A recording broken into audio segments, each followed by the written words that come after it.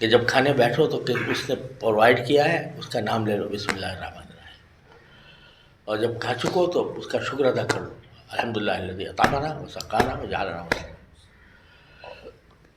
تو جب یہ بندہ جو ہے دو چیزیں کرتا رہے، ہر چیز مانگے اللہ سے، چھوٹی سے چھوٹی اللہ تعالیٰ سے مانگے۔ حدیث میں آتا ہے کہ تمہارے جوتے کا تسمہ ٹوٹ جائے تو بھی اللہ سے مانگو، جوتے کا تسمہ ٹوٹ جائے تو بھی اللہ تعالیٰ سے مانگو۔ کیوں مانگو؟ موچی کے پاس جاؤ سیدھے، لیکن اللہ سے مانگو ایک تو اس وجہ سے کہ بھائی پتہ نہیں وہ موچی ملے گا بھی کہ نہیں، اور اگر مل بھی گیا تو تم سے تمہارا کام کرنے پر راضی ہو جائے گا کہ نہیں، اور اگر راضی بھی ہو گیا تو ٹھیک کرے گا یا غلط کر دے گا، خراب کر دے گا۔ یہ سارے کام تو کوئی اور کر رہے ہیں۔ آپ دکان کھولے بیٹھے ہیں، آپ کے بس میں ہے کہ گاہک کو بلا لیں؟ زیادہ زیادہ آپ مارکیٹنگ کر سکتے، لیکن کسی کے دل میں یہ ڈالنا کہ جاؤ وہاں سے مال خریدو، تو یہ کوئی اور کر رہا ہے نا، اس کا شکر تو ادا کرو اور اسی سے مانگ لو کہ اللہ میرے سارے کام درست کر دے، اور جب ہو جائے تو شکر ادا کرو۔ یہ دو چیزیں ایسی ہیں جو بندے کا تعلق اللہ تبارک و تعالیٰ سے مضبوط کر دیتی ہیں۔ جب تعلق مضبوط ہو جاتا ہے تو پھر انسان یہ خود سوچتا ہے کہ جو میرا اتنا بڑا انعام کرنے والا ہے تو اس کے احکام سے میں نافرمانی کروں، اور یہ بھی پتہ ہے کہ کل کو موت آنے والی ہے، اس کے سامنے جواب دینا ہے ہر چیز کا۔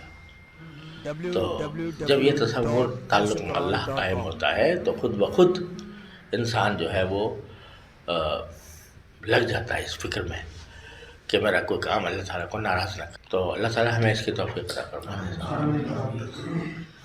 آپ نے پڑھا ہی ہوگا نا کہ سورہ فاتحہ جو ہے وہ سارے قرآن کا خلاصہ ہے، یہ تو سنا ہوگا نا۔ اس واسطے ہر نماز میں ہر رکعت میں، سمجھے، 4 رکعتوں کی نماز ہے تو اس میں آخری 2 رکعتوں میں کوئی صورت نہیں پڑھنی، فاتحہ ضرور، سمجھے، اتنا بڑی۔ اس کا اگر تجزیہ کریں تو پہلی 3 آیتیں جو ہیں وہ شکر ہیں، الحمدللہ رب العالمین الرحمن الرحیم مالک یوم الدین، یہ حمد ہے نا، حمد ہے اللہ کی جو رب العالمین ہے، جو مالک یوم الدین ہے، ٹھیک ہے۔ تو پہلی 3 آیتیں حمد، حمدی کو آپ شکر کر لیجیے، پھر آخر 3 آیتیں جو ہیں وہ دعائیں، ایاک نعبد و ایاک نستعین اہدنا الصراط المستقیم صراط الذین انعمت علیہم غیر المغضوب علیہم ولا الضالین۔ یہ 3 آیتیں کیا ہیں؟ دعا۔ تو سب سے پہلے قرآن نے یہ سکھا دیا، قرآن کھولتے ہی، کہ یہ 2 چیزیں اپنا لو، ایک اللہ تعالیٰ کا شکر، ایک اللہ تعالیٰ سے مانگنا۔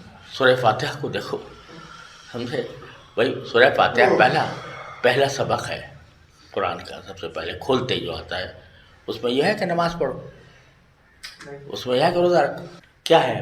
حمد یعنی شکر، اور آخر میں دعا۔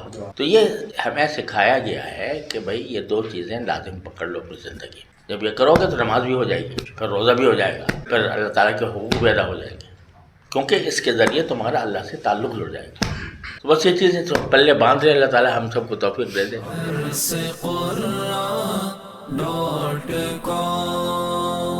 www.darsequran.com